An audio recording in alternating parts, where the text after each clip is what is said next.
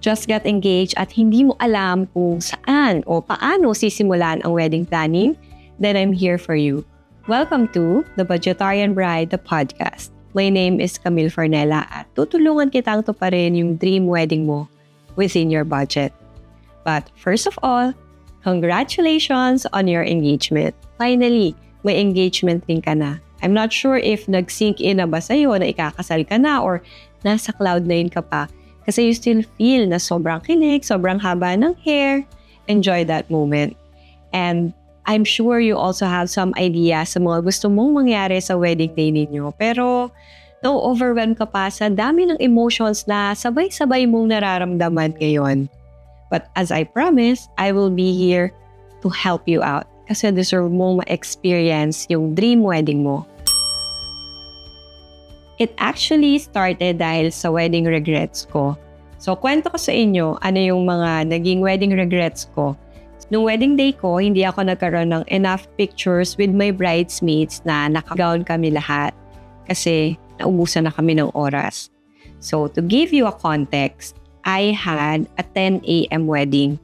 And sa traditional wedding, yung 10 a.m. wedding na yun, that is just the ceremony time. Ito na yung start, may misa na. But you actually need to have a preps time.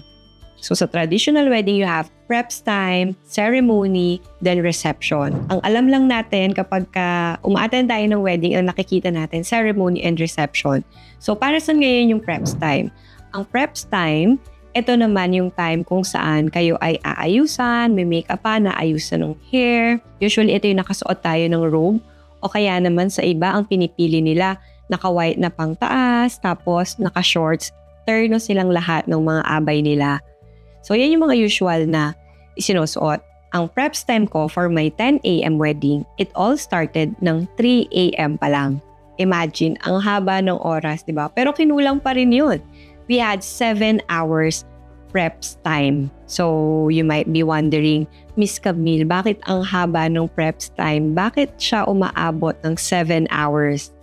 It's because sa preps time, kasali dyan yung pictorial mo, solo, pictorial mo with your immediate family, pictorial mo with your abay.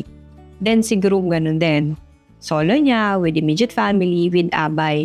Then another set of makeup, pictorial na solo, pictorial with family, pictorial with abay. And kung di kayo naniniwala sa pamahiin na bawal magkita ang bride at groom, meron pa kayong pictorial together. Tapos kasama din dyan yung breakfast time ninyo. Tapos hindi mo pwedeng ubusin yung 7 hours preps time kasi kailangan mo pang magtira ng 20 to 30 minutes kasi ito yung biyahe mo from the preps venue papunta sa ceremony venue. Depende pa yan kung gaano kalayo yung preps ninyo to the church. We only had 6.5 hours kasi kailangan by 9:30 umaalis na kami, nagbabiyahe na kami papunta sa simbahan para hindi kami malate. Kasi kapag na-late tayo sa simbahan, there is also a possibility na mamadaliin na yung inyong mass. O kaya naman kailangan mong mag-cut off sa mga pipicturan, picture with the abay, picture with the ninong-ninang, picture with the guest, or mapabawasan kayo ng oras for the post-nap kasi nga kulang na kayo sa oras sa church. Then ang pinakamalungkot kapag nag-domino effect na siya, kinulang na rin kayo ng oras sa reception. Kasi dito, kapag na-delay kayo, yung mga bisita ninyo ay magugutom na. And sila yung magre-reklamo na ang haba-haba ng seremonyas. Bakit hindi pa magpakain? Gutom na kami kanina pa. So, ganyan yung mga usual na nangyayari. Nagiging siyang domino effect kapag sa preps time pa lang na-delay na. Sa amin, ang nangyari, kaya nagkaroon ng delay, hindi ko alam na dapat pala si hair and makeup artist ay inoorasan mo kung gaano siya katagal mag-makeup. Kung siya rin yung mag-aayos sa buhok mo at sa makeup mo, o orasan mo dapat gaano siya katagal mag-ayos.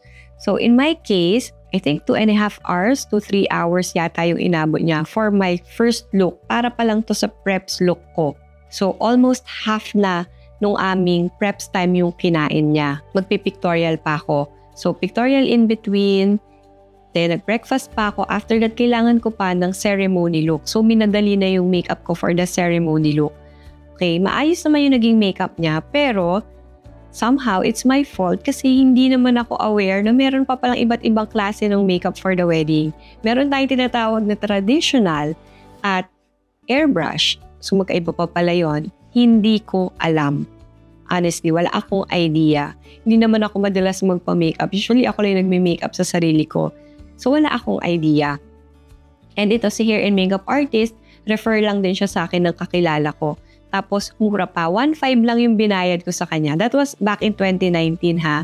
So 1.5 lang yung binayad ko sa kanya. And of course, sa halagang 1,500 pesos, you can't expect na kumpleto yung gamit na meron siya. So naalala ko nun, isa sa nagpatagal is mano-mano niyang kinukulot yung buhok ko gamit ang tissue paper. Iniikot-ikot niya. Ang kapal pa naman ng buhok ko. So yun yung kumain ng oras. Wala siyang equipment to curl my hair. And naka-curly hair ako nung prep looks. And then, dalawa lang sila at that time na hair and makeup artist na hinire ko. Kasi akala ko talaga, basta may hair and makeup artist ka for your wedding, okay na. Yun na yun. Hindi ko alam na iba-iba pa pala sila ng klase, kaya pala mahal yung bayad sa mga professional hair and makeup artists kasi kumpleto sila sa gamit, meron silang kumpletong team, and mas mabilis silang kumilos, mas maalam sila sa mga techniques kung paano mapapabilis yung entire process para hindi kainin yung buong preps time ninyo. So, kung may babalik ko yung oras, I would hire siguro yung complete na hair and makeup team for my wedding day. So, ayun yung nangyari sa akin. Kaya kinulang kami sa oras kasi 3 hours yung inabot sa akin per look. Tapos, isa lang yung nagme-makeup for all my entourage, pati sa parents ng bride and ng groom. So, ang tendency, hindi sila natapos lahat ma-makeupan. Kaya, ang nangyari, ang picture lang namin, naka-prep looks lang kami. Tapos, yung iba kong abay, actually, nung napicturean sila na naka-bathrobe, yung iba doon, lip gloss lang and kaunting blush on, na sila na lang din yung naglagay. Kasi nga, kinulang na sa oras si hair and makeup artist. Tapos, nung dapat na spot namin na oras para mag-pictorial na ako naka-gown, sila din naka-gown, hindi na rin kayang gawin. So, ang naging replacement namin for that is pinicture na lang ako kasama yung mga groomsmen na naka-bathrobe din. So, it was a very, very funny pictorial for our preps. Very memorable siya, pero it's just a workaround. Naging solusyon na lang namin kaysa wala akong picture at all na may abay, eto na lang yung nangyari. So, ayun yung isa sa mga major regrets ko nung wedding day ko na hindi ako masyadong maalam sa pag-hire ng hair and makeup artist. Akala ko kahit mura okay na. So, I didn't consider the skills, the time, ano yung magiging consequences nito sa wedding ko. So, I hope you can learn that from this podcast. And number 2 na regret ko is sa sobrang excited ko. I'm sure yung mga bagong engaged na nanonood or nakikinig dito, makaka-relate kayo. Sobrang excited ko. Nag-propose sa akin nung gabi, kinaumagahan. I'm so excited. Pinost ko kagad on social media. So, gustong-gusto ko na siyang i-announce. Kasi, I was 28 years old at that time. And sa ganong edad, dyan na magsisimula talagang makarinig ka ng mga nakaka-pressure na tanong, uy, kailan ka ikakasal? Right? Diba? Kapag nasa late 20s ka na and early 30s, yan na yung mga tanong na palagi mong maririnig sa workplace, sa mga reunions, basta sa mga gatherings. Maririnig ba yan? Sure ako. So, kahit strong yung personality mo, kapag ka sunod-sunod mo siyang naririnig, iba-ibang tao yung nagsasabi sa'yo, pat ikaw ko-questionin mo yung sarili mo na, wait, ba't ba hindi pa ako kinakasal? So, may isip mo talaga, one day, kapag ka nag-propose na siya at ikakasal na ako, I'm going to announce this to the entire world para alam niyong lahat na ikakasal na ako at titigilan niyo na ako sa mga ganyang comments. So, for us girls, di ba, may ganun tayong feelings. Kaya parang excited na excited kang i-post yan. So ako, ganun nga yung nararamdaman ko at that time. As a clueless bride-to-be, sobrang excited ako mag-post para matigil yung ganung klase ng comment na kailan ka mag-aasawa. Yun pala, mapapalitan lang siya ng ibang comments. Kasi pagka-post ko noon, bukod sa congratulations, there were also some questions like, "Uy, engaged ka na pala, bakit? Buntis ka ba?" So parang, wait, ganun ba yung ibig sabihin na nun? Hindi ba pwedeng ma-engage kahit hindi naman buntis? I know it's funny, pero naging siyang regret ko kasi kapag pala nag-post ka kaagad ng tungkol sa engagement mo, pinaalam mo sa mundo na ikakasal ka na soon, kasunod dyan yung mga tanong, kailan ang kasal? Saan gaganapin ang kasal? Invited ba ako dyan? Pwede ba akong maging abay? Kukunin mo ba akong ninong or ninang? Pwede mo bang kunin na abay yung anak ko kasi hindi pa to nakakapag-abay? So those are the things na halos araw-araw mong maririnig kasi araw-araw may magtatanong sa'yo. And ang hirap sagutin. Nakaka-overwhelm, nakaka-stress sa totoo lang. Yung iba nga talagang kukulitin ka pa. And you can't give them any answer kasi hindi niyo pa napag-uusapan yan ni Kroom. Wala pa kayong wedding planning na nagaganap. So for me, yun yung top 2 biggest regrets ko, biggest mistakes ko nung nagplano ako ng sarili kong wedding. And after the wedding day, May 18, 2019 kami ikinasal, I started posting about these things. All of my realizations, yung mga feeling ko na sana pala ganito yung ginawa ko for my wedding. Sana pala ganito para mas maganda yung naging outcome. Dapat pala hindi ko to ginawa. So lahat ng thoughts ko na ganun about wedding, pinost ko siya on my personal profile. So nung pinost ko siya sa personal profile ko, ang nakakakita nun, family, friends, and relatives. So meron sa kanila na ikakasal na and they really appreciated the tips na ipinost ko. Hanggang sa sila mismo, sinishare na nila sa mga kaibigan nila, mga kamag-anak din nila na ikakasal pa. Hanggang sa one time, parang napansin ko, dumadami yung nag-send ng message request sa akin, asking me if pwede ko daw silang bigyan ng tips. Sa isip ko noon, wait, hindi naman ako wedding planner. I can only give tips as a fellow bride. And binigyan ko sila ng tips. Hanggang sa dumami yung nagtatanong, paulit-ulit sila ng tinatanong. Kaya, noong June 2019, officially, nag-start ang The Budgetarian Bride.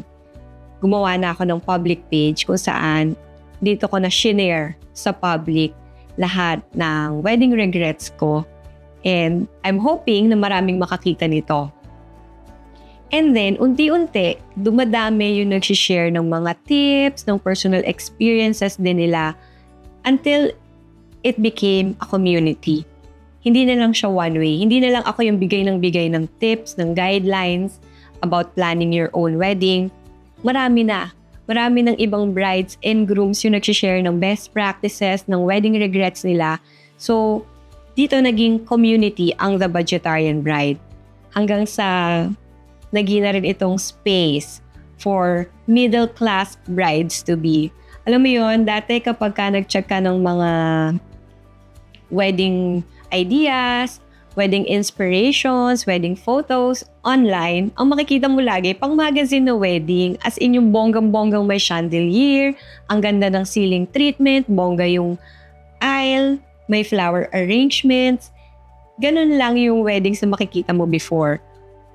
Mapapatanong ka tuloy, paano naman yung mga kagaya namin, empleyado kami pareho, bride and groom, and we only have weekends to plan the wedding kasi we work 5 to 6 days a week. May mararating ba yung ganitong klase ng budget? So, naging na rin siyang way para mapagkasya natin yung ganong oras and yung ganong time na meron tayo mga middle class na employees. Also, naging na rin itong outlet for a lot of brides to be para sa mga bagay na hindi natin napag-uusapan before about weddings. Again, dati kapag sinabing weddings, maganda, magarbo, and grande. But in reality, ang hirap gumawa ng guest list. Ang daming tao, hindi nila alam yung RSVP. Na kailangan mo palang mag-confirm kapag naka-receive ka ng wedding invitation. So, isa na rin yun sa naging function ng The Budgetarian Bride, maglabas ng wedding etiquette guidelines for the wedding guests. Dito na rin pinag-uusapan yung mga unsolicited opinions, yung overwhelming thoughts and feelings ng isang bride-to-be. And pati yung paggawa ng guest list, paano i-handle yung unsolicited opinions, paano makahanap ng best types of suppliers, ayan. Dito na nanganak yung mga topics namin na dati nag-start lang talaga sa wedding regrets. Now, you might be wondering, ano yung ibig sabihin ng budgetarian doon sa The Budgetarian Bride? Usually, if you check sa wedding industry, sa mga supplier groups, mga wedding groups, kapag nakita mo yung term na budgetarian, budget meal, budget-friendly, usually ang ibig nilang sabihin dyan, affordable, mura, usually cheapest. Yung pinakamaliit na presyo, yun siya, in layman's term. Yun yung usual na definition nila when it comes to budgetarian. But for me, ang definition ko kasi ng budgetarian, it's more of yung nakikita natin sa dictionary. It's the estimate of income and expenditure for a set period of time. So during the wedding preps hanggang matapos sa wedding day nyo mismo, ano yung income and expenditures nyo for that?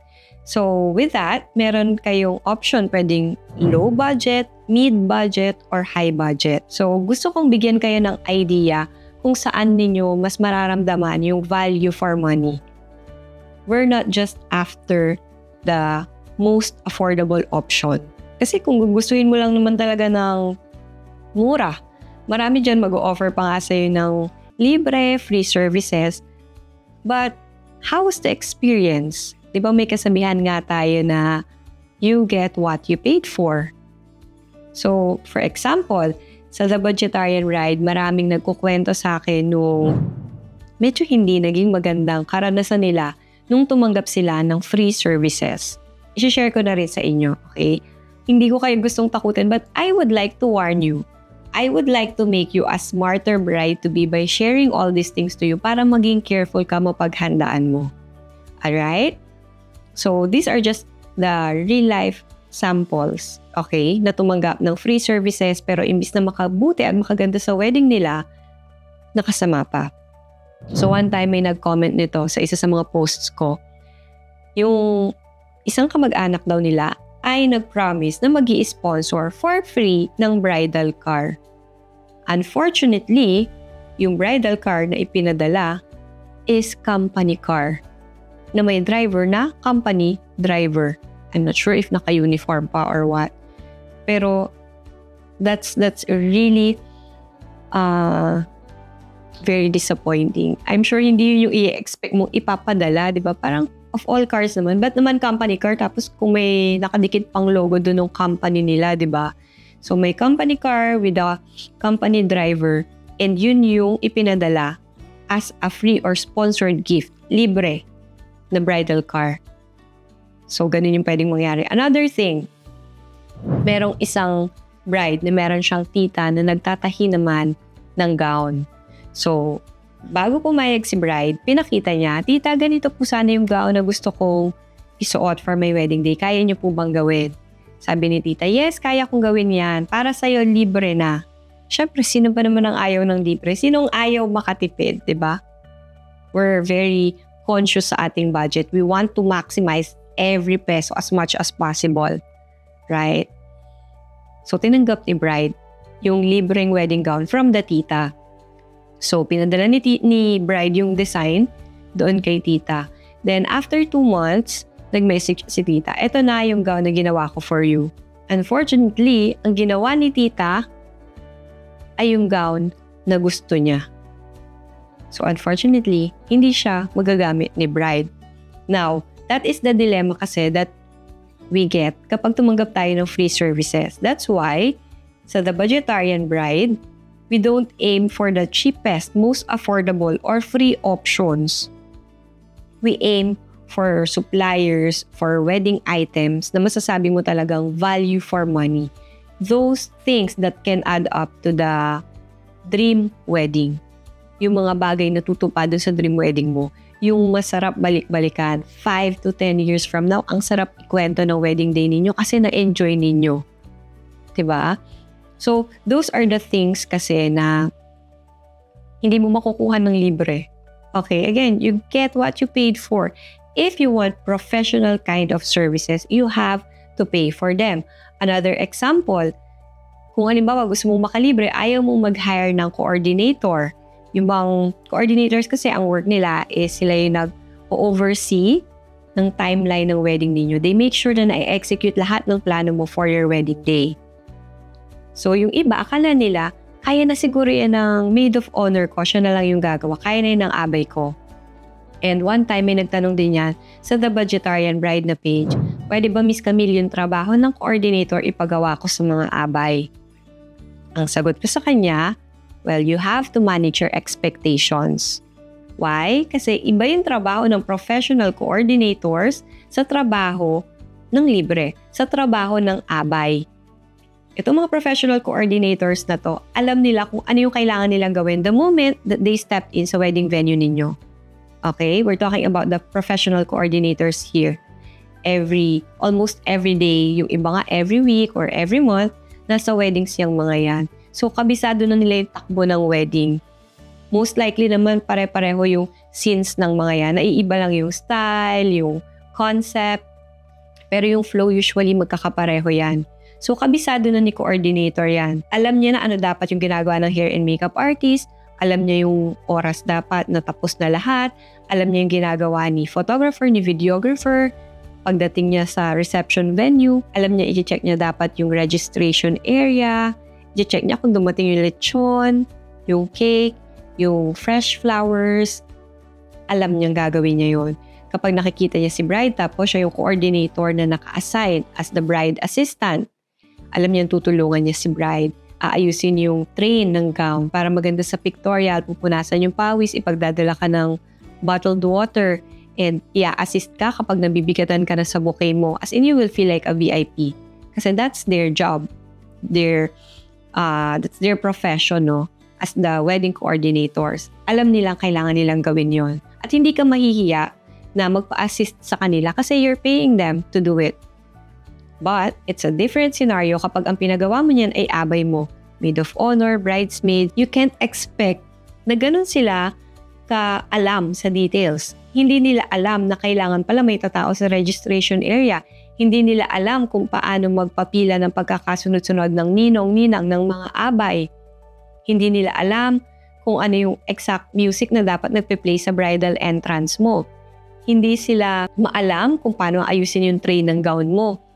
There are a lot of things na hindi mo pwedeng i-expect na kaya nilang gawin. Yes, they can help you, they can assist you, pero yung trabaho ng professionals ay ibang-iba pa rin dun sa makukuha mo ng libre. So, yung The Budgetarian Bride, we aim for suppliers and for wedding items that are value for money. We don't aim na basta lang makatipid or makabook ng pinakamura. Gusto natin makuha mo yung dream wedding mo within your budget. Okay, hindi sa pinakamura, pinakamaliit na budget or libre.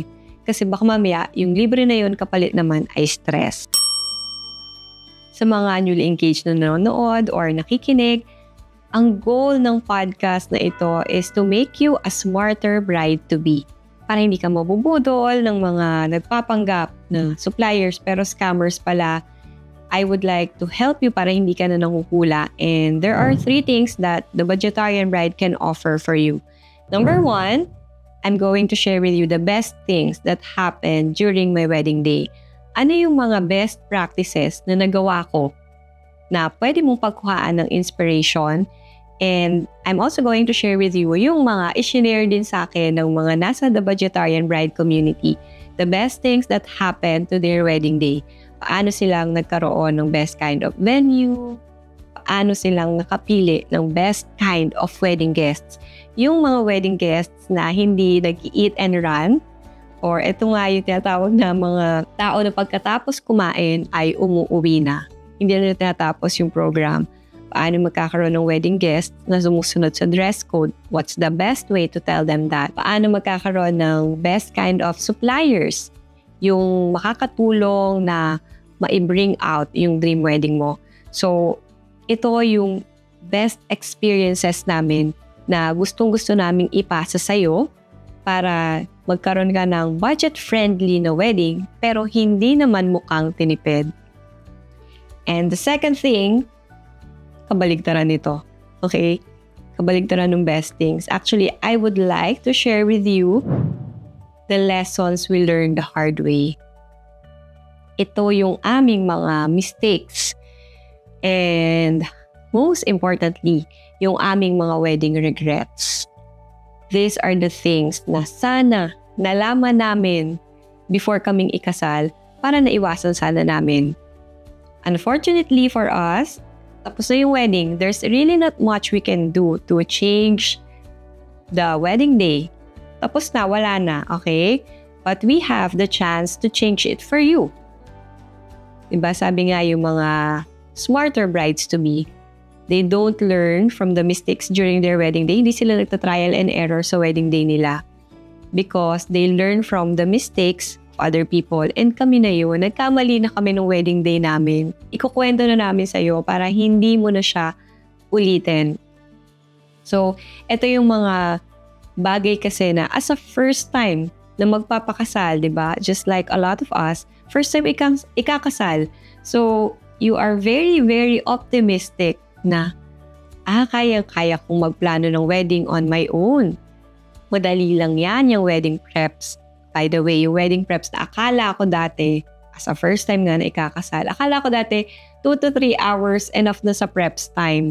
Nashook talaga ako nung sinabi ni coordinator na, Miss Camille, 7 hours to 8 hours ang preps time.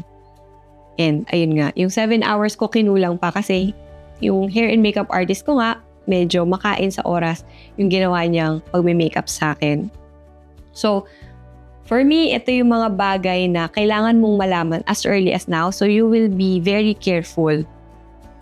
Maganda naman yan sa buhay na you are very optimistic, you are looking on the brighter side of things. Pero when it comes to wedding planning, it involves a lot of money, a lot of other people na magtatrabaho for your wedding day, a lot of wedding guests involved, and sabi nga minsan lang ito mangyayari. So you also have to be very careful. Yung pagiging optimistic mo, sabayan natin ng pagiging careful.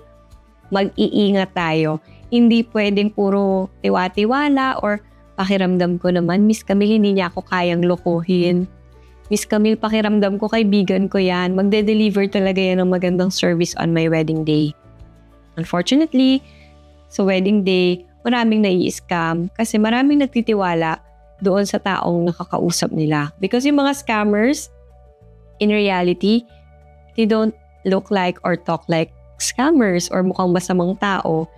They are actually professional looking. Kaya, I would like to warn you, you have to be very, very careful. Okay? Aside from that, ano pa ba yung mga most common regrets ng mga brides-to-be?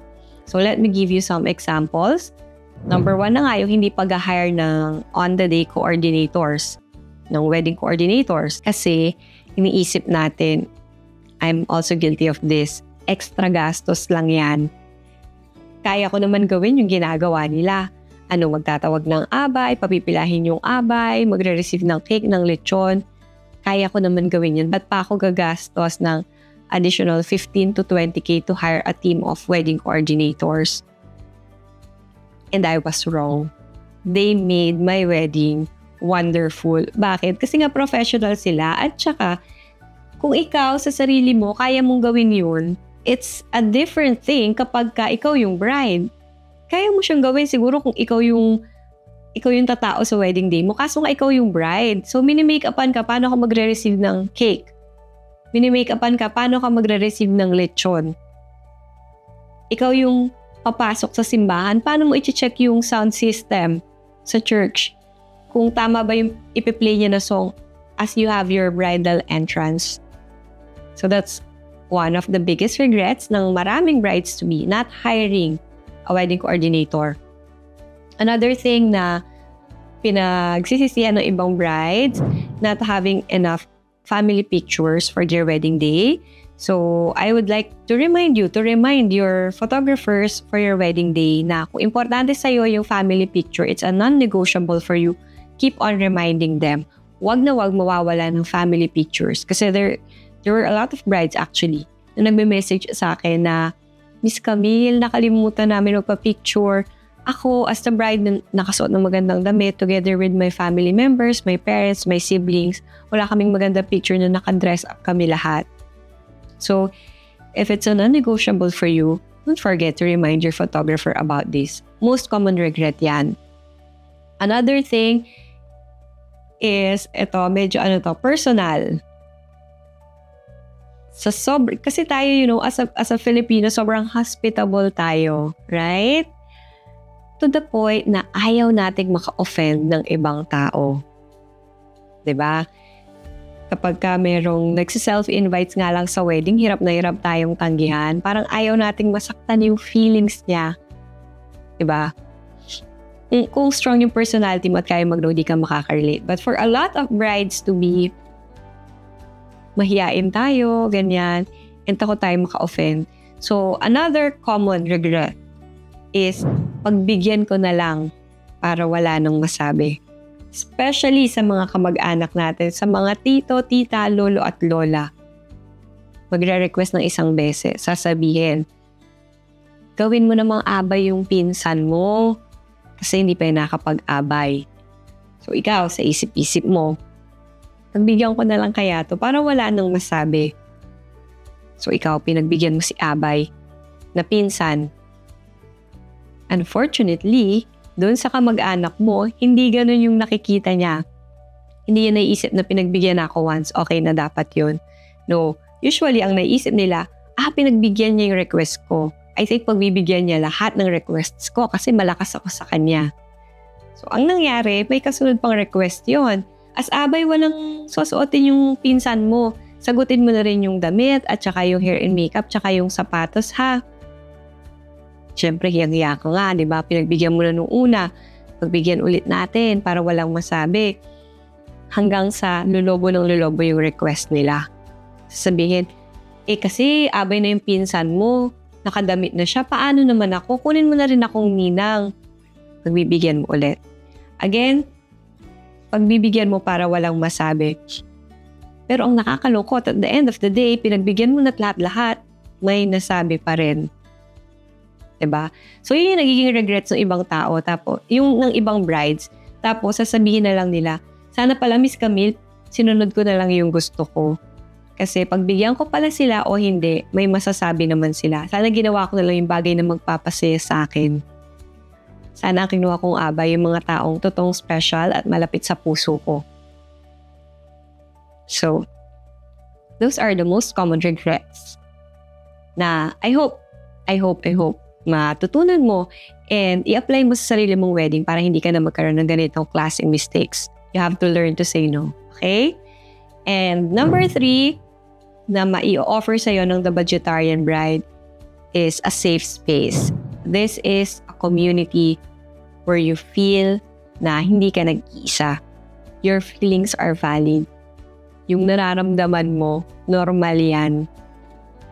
Kasi naalala ko na nung nagpaplano ka ng wedding, meron akong mga friends na naikasal na, pero parang 3 to 5 years ago na yung wedding nila. So parang naka-move on na sila. Tapos na yung hype ng wedding feeling sa kanila. And hindi na nila masyadong maalala yung wedding details nila. So kapag nag-ask ako ng tips sa kanila, kaunti lang yung nakukuha kong tips. And yung iba naman, single pa or may boyfriend, girlfriend pa lang sila na stage and wala sila masyadong alam about wedding prep. So, hindi nila masabayan yung level of my excitement kapag nagkukwento ako when it comes to my wedding details. Like, ako, syempre bagong engage, gusto ko pag-usapan yung wedding gown na gusto kong isuot, yung style na bagay sa akin. Gusto kong mamili ng gown for my abay. Gusto kong pumili ng kulay ng bouquet, ng magiging motif namin, yung magiging ayos ng simbahan. I really wanted to talk about all these things. Pero pakiramdam ko, parang walang interesado about my story. So, I feel so alone. And minsan kapag nagkwento ka pa, iniisip nila nang hihingi ka ng suggestion. So, imbis na makakuha ka ng parang kakwentuhan, nagbibigay lang ng unsolicited opinions na, ay, ganito maganda, si ganito, si ganyan maganda. Ay, ito dapat kunin mong supplier. And as a bride na nagpa-plan ng wedding, nakaka-overwhelm yun. So, dito, unti-unti mo mararamdaman na parang nababawasan yung excitement mo for the actual wedding day. Kasi, wala ka mapagkwentuhan, mapag-share ng excitement mo. They might think na ang OA mo or ang weird mo for feeling that way. And, pakiramdam ko that time, parang nai-invalidate yung excitement ko. Only to find out na normal pala yun. And dito sa The Budgetarian Bride, this is one of my goals. I don't want any other future brides to feel that way. I want you to feel like you belong in this community. Alam ko na ganito yung nararamdaman mo, and I want to share that sentiment with you. Kung naramdaman mo na there are times na pakiramdam mo there's loneliness during wedding preps, that is so legit. Kung naramdaman mo ever na you are so excited na sukatin yung wedding gown, you're so excited na mamili ng gown, that is so valid.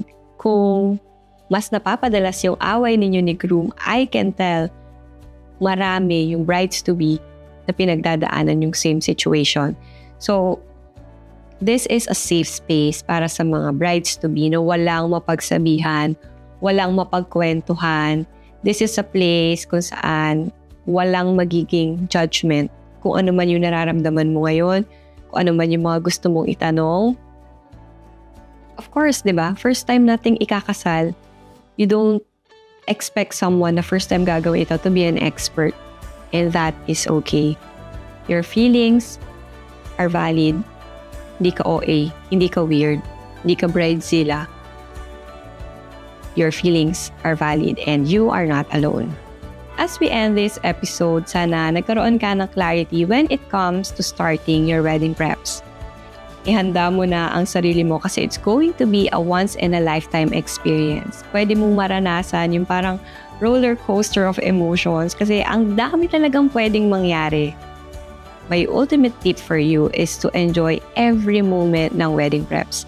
From day one of planning to your big day, namnamin mo. I can't promise you na it will always be fun, pero I would be here to help you feel that it's all worth it. In a few months or next year, mangyayari yung dream wedding mo. The kind of wedding you truly deserve na kaya ng budget mo. Happy preps!